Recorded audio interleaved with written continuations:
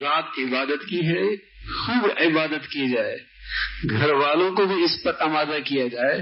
और मैं अर्ज कर रहा हूं, अगर ज्यादा हिम्मत न हो तो कम अज कम सुबह की नमाज जमात के साथ और या थोड़ी देर पहले उठ के कुछ तहज्जुद पढ़ ली जाए और रात गुनाहों से पाक हो।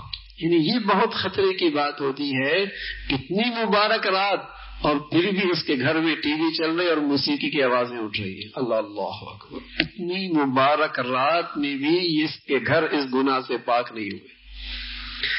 अम्मा आयशा रज़ी अल्लाह तआला अन्हा तो बस औकात घंटी की आवाज आती तो कान बंद कर लिया करते थे। इस मुबारक रात के अंदर भी हमारे कान मौसीकी की आवाज से न बचे, कितनी मालूम है।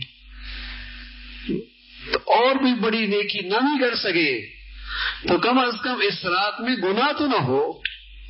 रब की बख्शिश के फैसले और मैं गुनाहों में लगा।